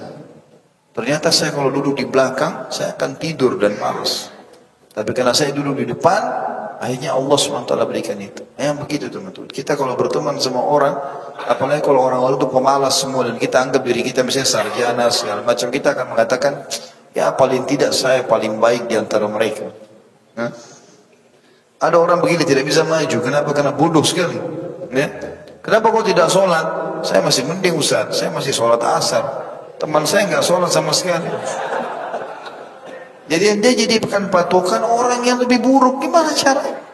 Bagaimana caranya mau maju? Cari orang yang 5 waktu sholat di masjid. Nah itu kita kejar gitu loh. Harusnya kita lebih maju seperti itu. Ini makna kalimatnya dalam sekali si Luqman rahimahullah. Kata beliau sekali lagi, wahai anakku, carilah pendapatan yang halal. Karena tidak ada orang yang meninggalkan pendapatan halal ini kecuali akan tertimpa salah satu dari 3 keburukan. Yang pertama, lemahnya agamanya. Gampang tinggalkan agama karena tidak ada pendapatan. Kalau dia mulia, dia punya harta, dia bangun masjid, susah murtad gitu kan. Kemudian awdafu fi akli, lemahnya akalnya tadi saya bilang, habis idenya. Awwaha'u fi muru'ati, atau bahkan bisa tercoreng di kehormatannya. Ya. Orang subhanallah biar tampan, biar cantik, kalau dia susah, orang kadang-kadang melirik setengah mata. Biasa. Ya, umum. Bukan kita menghina orang-orang miskin, tidak. Tapi orang biasa begitu memang. Ya. Wa a'zam min hadza, kata beliau, lebih berat daripada itu lagi, istighfafun nasu bihi. Manusia akan menganggap remeh dia. Juga teman-teman sekalian, Umar bin Khattab pernah berkata dengan kalimat yang mulia. Beliau ingin sekali supaya kita ini semua berprestasi. Beliau mengatakan, Inni la'ala ar-rajula fayujibuni syakluh. Saya kadang-kadang lihat orang, saya kagum dengan wajahnya orang itu. Tampan, ya, punya penampilan rapi segala macam. Iya, itu sudah bagus. Fa idza sa'altu anhu faqil. Tapi kalau saya tanya tentang dia dan dikatakan kepadaku, la amalalah, orang ini nggak ada pekerjaannya, pengangguran. Saqata an aini, maka tiba-tiba menjadi jatuh di pandangan mataku, kata Umar. Aku nggak mau lagi nilai orang itu. Artinya seakan-akan aku tidak mau bersahabat lah dengan seorang seperti ini. Umar bin Khattab pernah juga dalam riwayat sahih selesai habis sholat Jumat, ya kita hari ini gitu. Habis sholat Jumat ada beberapa orang dulu di masjid. Habis sholat Jumat, Umar tanya, kenapa kalian di sini? Ngapain di sini? Mereka mengatakan yaqul la yakunu, beliau mengatakan nahnul mutawakkiluna 'ala Allah. Kami orang-orang yang bertawakal kepada Allah. Ya, ada rezeki datang, alhamdulillah. Tidak ada ya sudah. Ya, seperti itulah. Faya'luhum bidurratihi wa yanharhum. Maka Umar memukul mereka, ya, sambil menghardik mereka. Wa yaqul, sambil berkata, la yaq'ud ahadukum an talabir rizq. Jangan seseorang di antara kalian duduk dan tidak mencari rezeki. Wa yaqul, lalu dia sambil berkata sambil duduk, Allah marzuqni, ya Allah berikan saya rezeki. Wa qad alima anna as-samaa la tumtiru dhahaban wala fidda. Sementara dia sudah tahu tidak pernah dalam sejarah kehidupan manusia langit menurunkan hujan emas atau perak. Ya. Dia bergerak, cari, jangan vakum di sini, gitu kan? Jangan vakum. Kecuali orang itu memang punya udzur syar'i, ya, beda. Dia sakit, dia stroke, ya, sudah sangat tua, ya, memang di PHK usaha lagi sementara jalan, itu berbeda. Tapi kalau bisa ada potensi, kenapa enggak? Juga disenukil dari Muhammad bin Thawr bahwasanya Sufyan ats-Tsauri rahimahullah, salah satu ulama tabi'in yang masyhur, beliau mengatakan pernah melewati orang-orang yang duduk di Masjid Haram Mekah. Pahalanya besar, 100.000 sholat di situ. Maka beliau mengatakan, "Ma yujlisukum?" Apa yang buat kalian duduk-duduk di sini? Qulna ma nasna. Kami enggak tahu apa yang harus kami buat, kata orang-orang itu. Qala, beliau nasihati mereka, "Utlubu min fadlillah." Keluar, cari rezekinya Allah. Keluar dari sini. Wala takunu iyalan 'alal muslimin. Dan jangan kalian menjadi beban bagi kaum muslimin. Jangan jadi beban bagi kaum muslimin. Dan ulama mengatakan walaqad nassal fuqaha'u ala annahu yajibu 'alal insani takassub. Dan ulama sudah sepakat mengatakan wajib hukumnya bagi setiap insan, setiap muslim untuk mencari pendapatan walau biijari nafsi, walaupun dia harus menyewakan tenaganya. Liwafa menyelesaikan utang-utangnya, wa nazar, dan nazar-nazarnya. Mungkin dia punya nazar mau nikahkan anaknya, dia mau menikah, dia mau bangun rumah, dia mau beli mobil, dia penuhi itu dengan bekerja. Wa ta'atun wa kaffarah, dan dia juga bisa melakukan ketaatan-ketaatan kepada Allah seperti haji, umrah, bangun masjid dan segala macam. Wa kaffarah, dan menebus denda-dendanya. Kaffarah kan hukuman denda, seperti misalnya orang kalau berhubungan biologis di siang hari Ramadan suami istri, dia harus tobat kepada Allah dan bayar denda, kafarah namanya. Puasa, bebaskan budak, itu ada duitnya. Atau berpuasa 2 bulan berturut-turut, atau memberikan makan 60 orang miskin, gitu kan? Atau dia sumpah demi Allah, itu salah misal, maka dia harus bayar kafaranya. Dia bayar kafaranya. Ya, kalau dia sengaja sumpah di sini, dia bayar kafaranya dengan bebasin budak, atau puasa 3 hari berturut-turut, atau memberikan makan 10 orang miskin, gitu kan? Wa mu'natin talzumuh, atau dia memenuhi kebutuhan dasarnya yang harus dia selesaikan, kayak makan, minum, pakainya sehari-hari. Kata sebagian ulama juga, yashku syababu bistimrari min adami wujudi masdarir rizq. Yang anehnya, kata sebagian ulama, ada sebagian anak muda mengeluh karena tidak punya sumber pendapatan. Yunfikuna bihi ala anfusihim, yang bisa mereka gunakan untuk memenuhi kebutuhan mereka. Wa yahsuruna ar-rizq kulluhu wal husulu 'ala al-mal fi wadhifatin yajiduha fi ihda jihadid duwal aw muassasatiha, wa hadha fahmun ghairu sahih. Karena mereka mengikat diri bahwasanya rezeki itu hanya bisa didapat dari pekerjaan tertentu saja yang dia kejar dari satu lembaga pemerintahan atau yayasan-yayasan. Ini tidak benar, ya, kata beliau. Farrizqu yajidul mar'u fi kulli amali halal. Karena setiap muslim bisa mendapatkan rezeki dari semua pekerjaan yang halal. Tidak harus jadi pegawai. Mungkin dia apa, gitu kan? Dia bekerja, dia kreatif, apa saja. Masing-masing orang punya keterampilan. Wal harisu min an yas'a fi talab rizq bi nafsi. Seharusnya seseorang itu selalu sibuk mencari rezeki buat dirinya. Wa afdalul mal makana min tariqin halal. Dan ketahuilah pendapatan yang paling baik adalah dari sumber yang halal. Faqad suhila Rasulullah sallallahu alaihi wasallam, Nabi SAW pernah ditanya, ayyul kasbil afdal, pendapatan apa yang paling baik? Qala amalur rajul biyadihi, ya, seseorang laki-laki yang bekerja dengan tangannya sendiri, wa kullu bai'in mabrur, dan semua transaksi yang sukses. Ya. Diriwayatkan Imam Ahmad dan Tabarani. Baik, kalau ada yang bertanya begini, Ustaz, bagaimana caranya supaya sukses bisnisnya? Saya kebetulan praktisi juga di bisnis, ya. Maka ini rahasia yang saya sampaikan, walaupun ini rahasia sebenarnya, gitu. Tapi karena ada Pak Farid sini kita sampaikan. Ya Pak, izin dulu sampaikan. Kalau saya pribadi, saya melihat konsepnya ada 4. Yang pertama, modal halal. Selama modalnya halal, sudah ada 1 poin.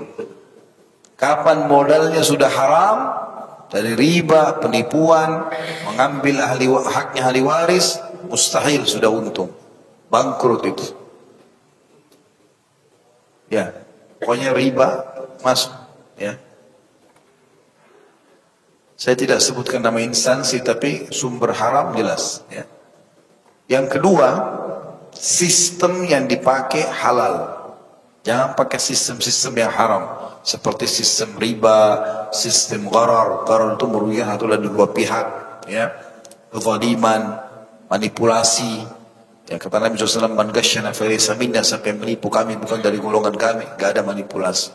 Kata Nabi SAW, kalau kau sedang transaksi sama seseorang, maka katakan la khabalah, tidak ada tipu muslihat.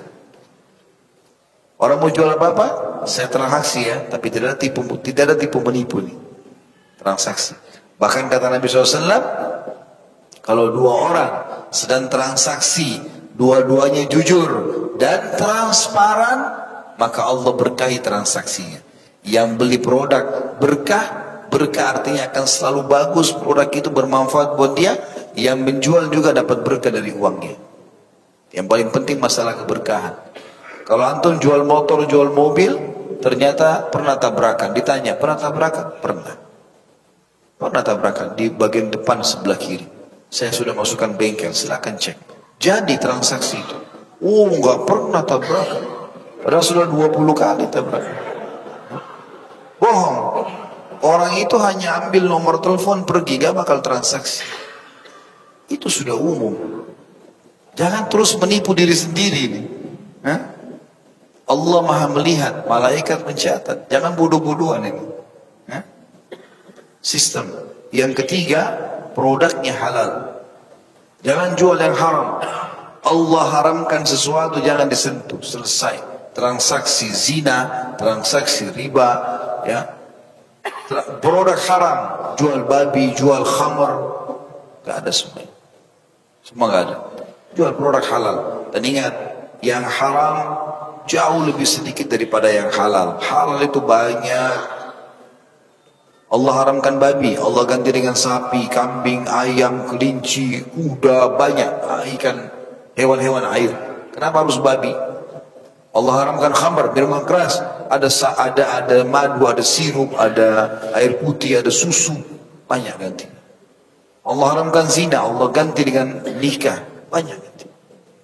Jadi jangan sentuh yang haram, karena haram itu untuk dipelajari dan dijauhi, bukan coba. Jadi enggak usah bilang saya coba dulu makan daging babi. Enggak usah coba. Enggak perlu coba. Saya mau coba dulu zina itu bagus enggak usah coba.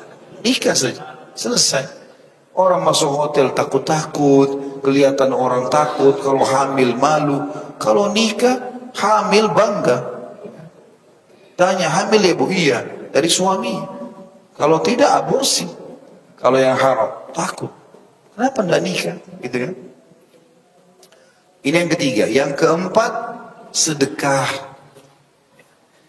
Tidak bisa ketemu antara ya masuk naiknya grafik bisnis pendapatan dengan bakhil, sedekah. Ini ekonomi sama sosial harus sama, tak bisa terpisah. Ada saatnya di mana teman-teman buka restoran gratiskan buat orang. Bagi-bagi makanan itu. Ada saatnya orang jual baju bagi-bagi pakaian itu pada orang miskin. Ada saatnya begini dan kasih kepada orang. Selalu ada hubungannya dengan itu. Dengarkan baik-baik hadis Bukhari.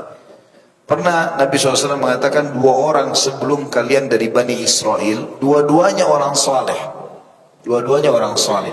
Dua-duanya punya kebun. Dan pada saat itu musim peceklik. Kering. Gak ada air. Tapi kuasa Allah, rupanya yang bersahabat ini, si A sama si B, tidak disebutkan namanya dalam hadis ini, tapi dikatakan 2 orang yang bersahabat. Kebun A sama kebun B. Rupanya kebun A ini, pemilik kebun A melihat ada awan lewat di atas kebunnya. Ini tanda-tanda mau hujan, gelap, mendung. Tapi di atas kebun dia saja. Cuma awan itu jalan. Ini dalam hadis Sahih riwayat Bukhari.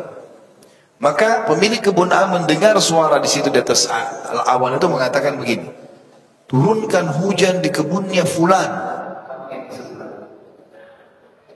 Dia penasaran, kok bisa ada suara? Ikuti sama dia, pindah ke kebunnya temannya ini.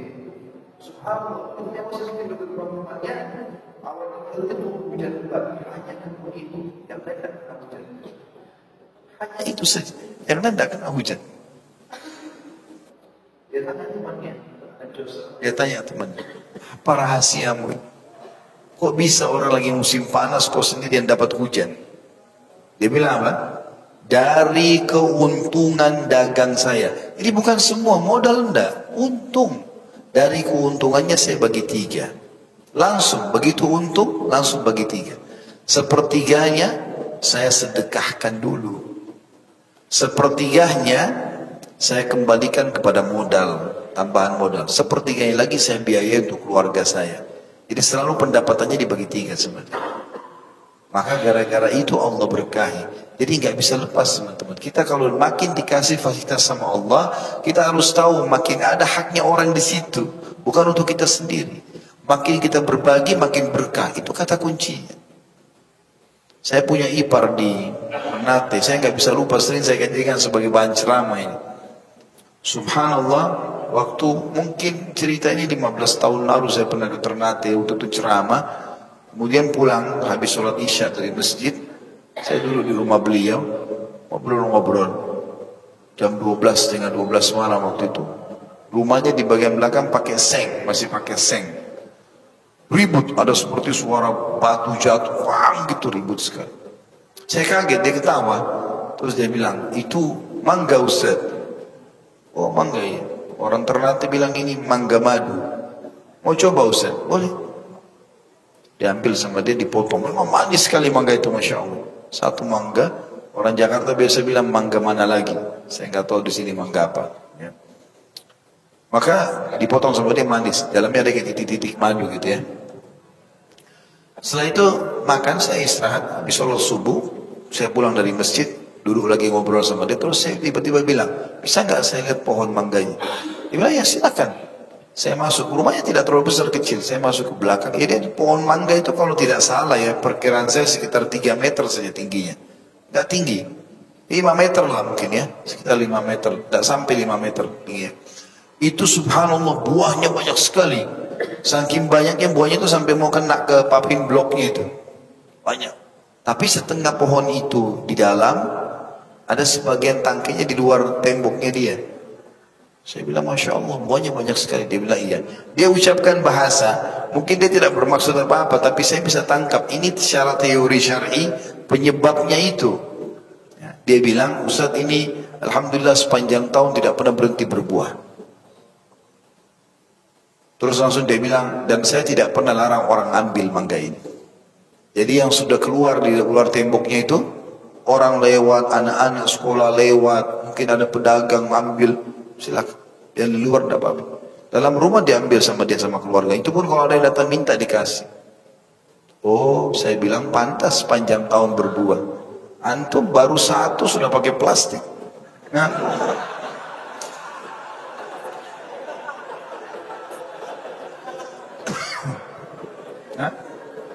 sudah pakai plastik. Bahkan sama anaknya pun bakhil.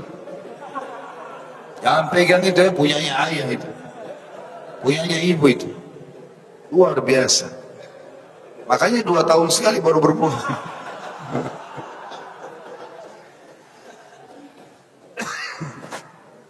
Jadi 4 itu kata kuncinya sebenarnya. Bagaimana modalnya halal, sistemnya halal, produk halal, sedekah. Itu penting. Ya. Abu Hanifah rahimahullah pernah subhanallah dia beli 10 lembar kain sutra, 8 laku atau 9 laku.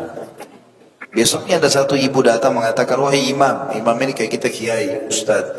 Wahai imam, saya hari ini nggak ada yang jual sama saya.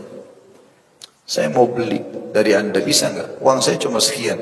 Nggak, ini uangnya dia, modalnya saja kain sutra tidak bisa dapat gitu. Maka kata Imam Abu Hanifah, ambil lah, ini ada sisanya 1, beli saja, ambil. Cukup, diambil sama dia. Ibu itu dengan gembira ngambil, dibungkus sama dia. Terus dia bilang, wahai imam, saya mau tanya, ini sudah anda jual kepada saya, jazakallah khair, tapi saya mau tanya, saya keliling pasar, gak ada yang jual sama saya. Kok bisa anda jual sama saya? Kata Imam Abu Hanifah rahimahullah, saya alhamdulillah kemarin beli 10, 9 sudah laku, sisa 1 yang enggak. Dan ini keuntungannya, dan anda seorang muslim yang butuh, ambil saja. Seperti itu. Ini sering saya ulangi kisah ini teman-teman.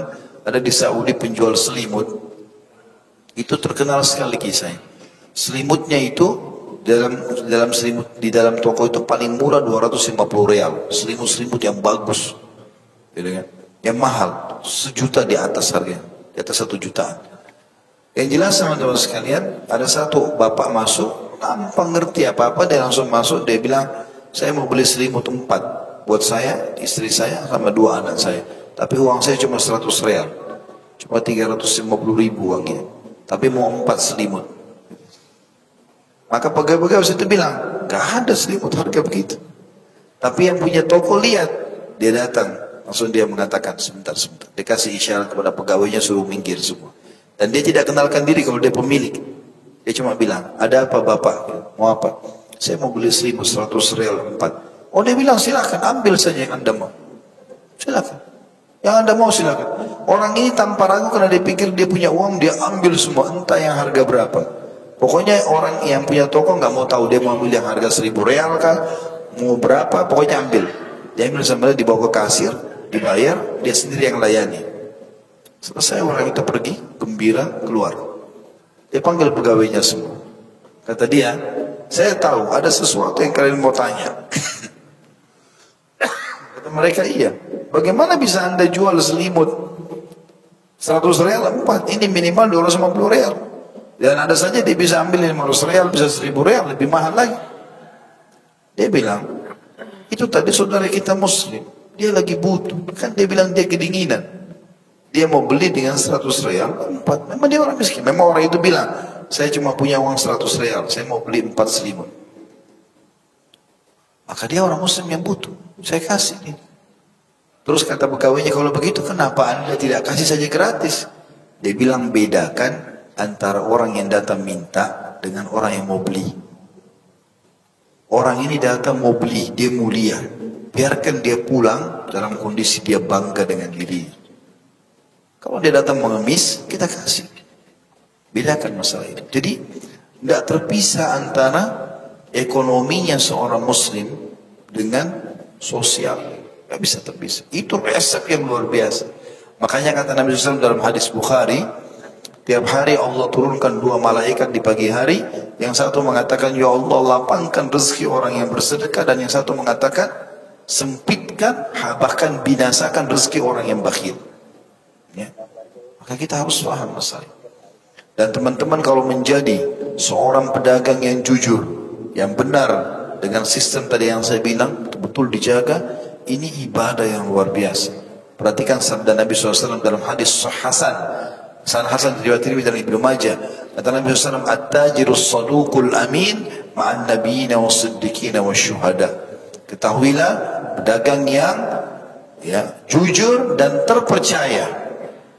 Betul dia transaksi, betul modalnya halal, betul juga dia kembalikan hak-haknya orang, terpercaya, maka dia akan bersama dengan nabi-nabi, para orang-orang siddiq dan syuhada pada hari kiamat nanti. Maksudnya di surga Firdaus. Padahal dia cuma pedagang. Dan ini sebuah profesi yang luar biasa. Juga ada sebuah kisah unik yang perlu kita titik beratkan, dan ini mungkin saya tutup dengan beberapa poin ini. Pernah ada sahabat-sahabat Nabi, ini hadis sahih diriwayatkan oleh Tabarani, lewat bersama Nabi SAW di depan seseorang. Dikatakan anna rajulan marra ala Nabi SAW fara'a as-sahabatu min jildihi wa nasyatihi fil amal. Jadi ada laki-laki lewat di hadapan Nabi dan para sahabat ini, kelihatannya dari caranya dia bergerak, dia semangat, tapi badannya kotor, kayak capek gitu, orang kerja keras. Ya. Faqalu, maka para sahabat berkata kepada Nabi SAW, ya Rasulullah, lau kana hadha fi sabilillah, andai saja ini orang seperti ini yang sampai keringatan, kotor bajunya, bisa dihitung pahalanya seperti jihad di jalan Allah, itu luar biasa. Maka Nabi SAW jawab, faqala Rasulullah SAW, in kana kharaja yas'a ala waladihi sigharan fahuwa fi sabilillah. Ketahuilah, andai saja orang ini keluar untuk mencari makanan rezeki buat anaknya yang kecil, maka dia sama dengan di jalan Allah. Jadi kalau dia cari, belikan susu, berikan apalah segala macam anak-anak, itu sudah cukup untuk di jalan Allah. Wa in kana kharaja yas'a ala abawaini syaikhaini kabirain fa huwa fi sabilillah. Kalau dia juga keluar untuk mencari rezeki, membiayai dua orang tuanya yang sudah sangat tua, ibu bapaknya, maka dia juga di jalan Allah. Wa in kana kharaja yas'a ala nafsihi ya'iffuha fa huwa fi sabilillah. Dan kalau dia keluar juga untuk membiayai dirinya sendiri supaya dia tidak mengemis sama orang, supaya dia mulia, maka dia di jalan Allah. Sama dengan pahala jihad semuanya itu.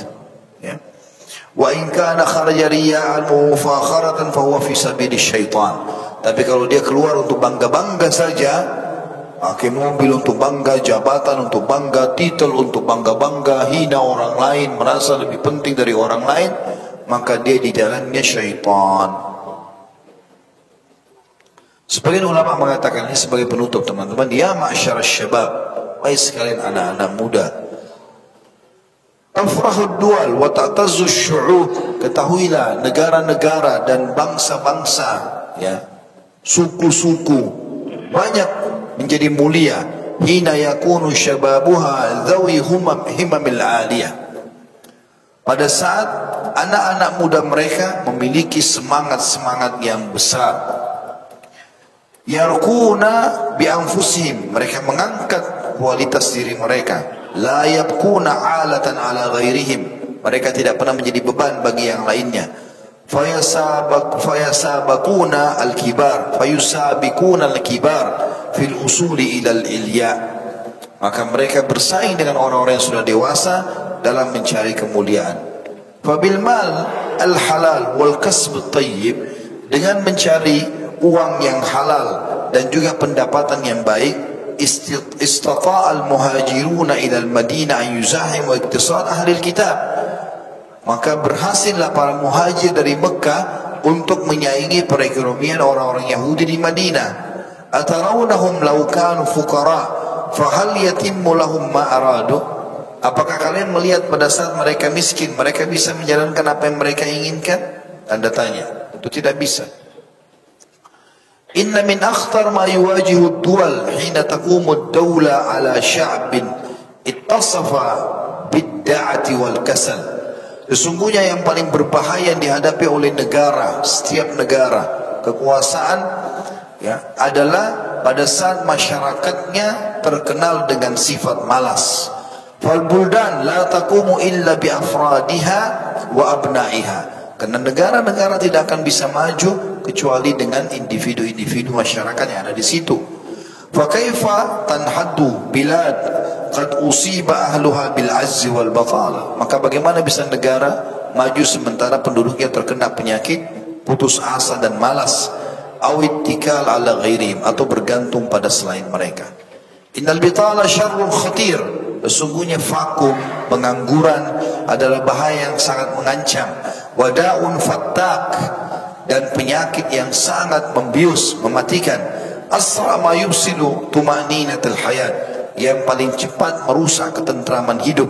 Wa ajal ma yunaqqisul 'aish, dan yang paling cepat menghancurkan prestasi-prestasi kehidupan. Al-bitala babun ila tasawul, malas-malas itu akan membuka pintu mengemis. Wa tariqun ila sarikah, maka terbukalah pintu-pintu pencurian. Wa madkhal ila al-ghushi wal khida'i wal makr, dan akhirnya masuk ke dalam pintu penipuan, ya, manipulasi dan juga mengatur tipu muslihat. Al-Islam dinu izzah wa karamah, Islam adalah agama yang mulia dan juga agama yang mengangkat kemuliaan. Wa rif'atun wa sumu, dan selalu mendukung perkembangan, majuan.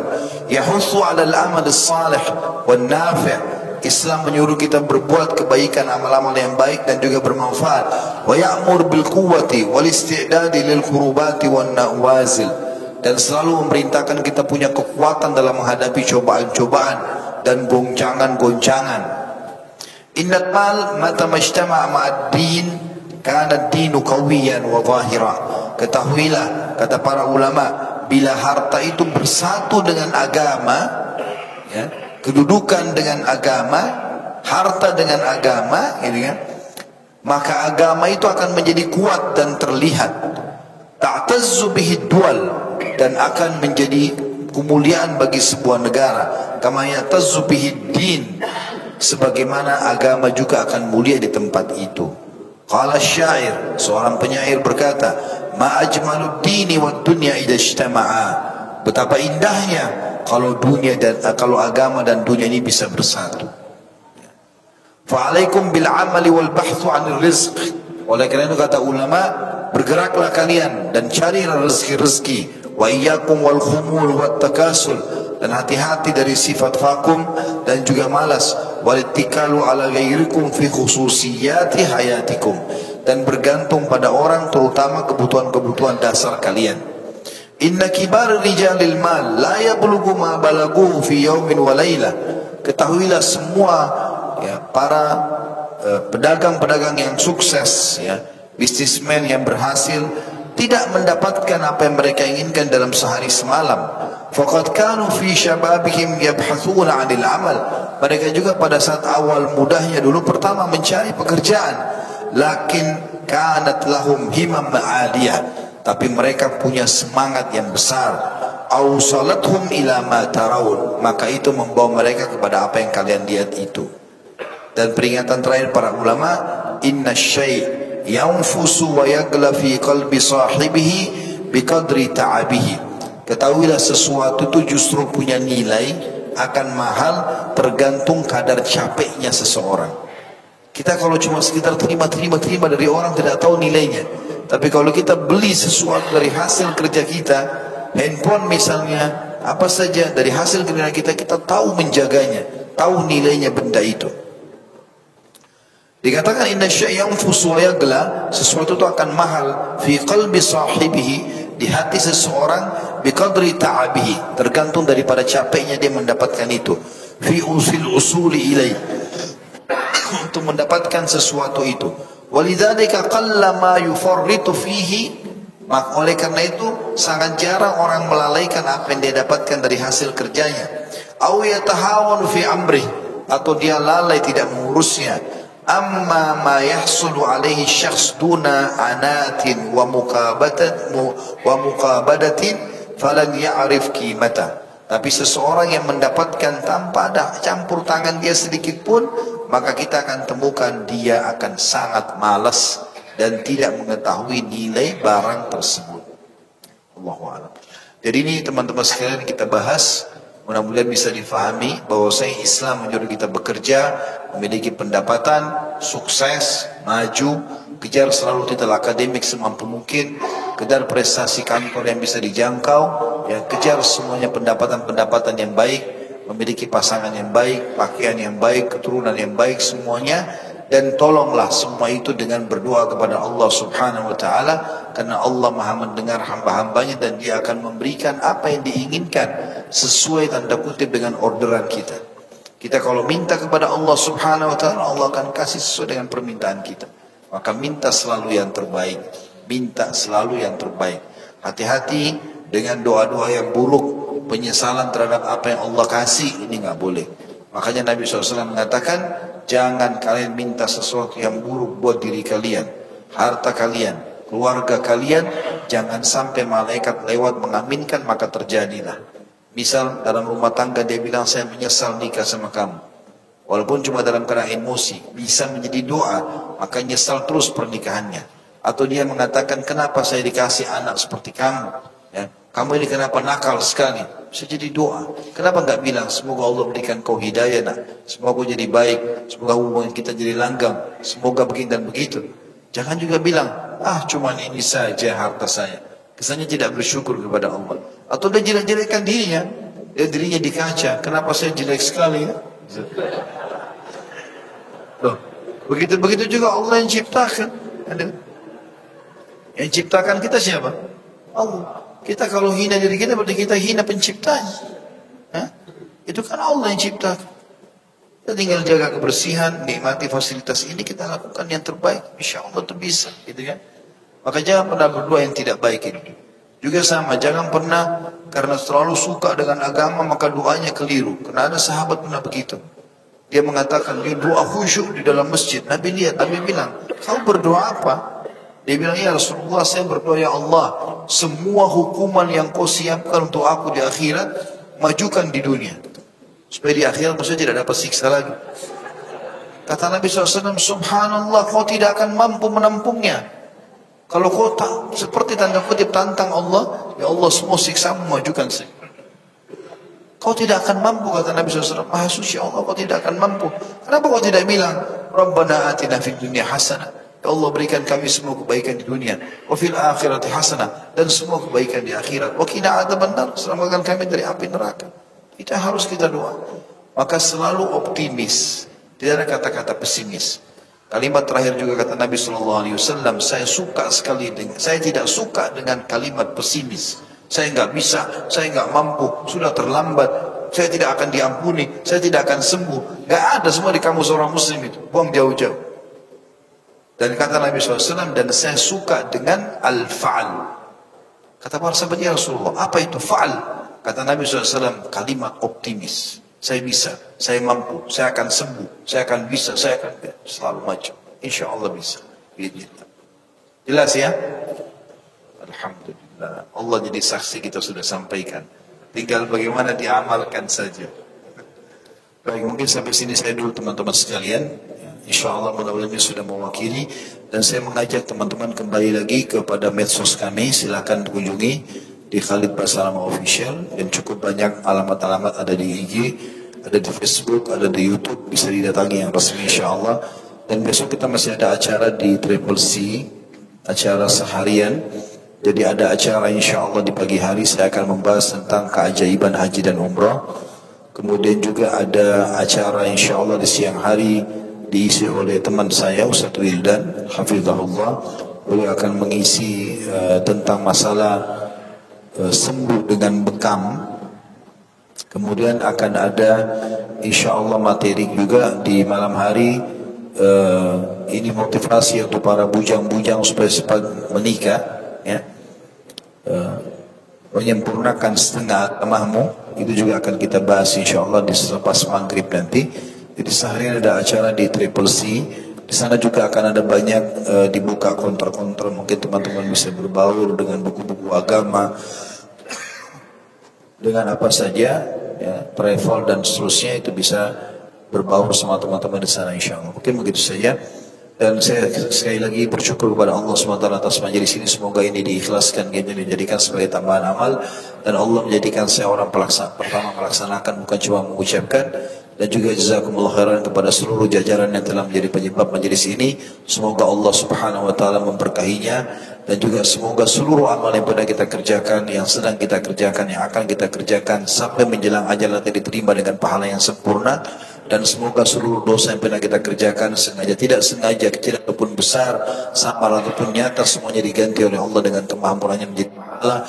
Jangan lupa kita doakan Indonesia kita menjadi negara yang aman, tentram, damai, seluruh umat Islam di bawah naungan ukhuwah Islamiyah, dan dalam hal ibadah mereka kembali lunasi semua utang-utang negara ini.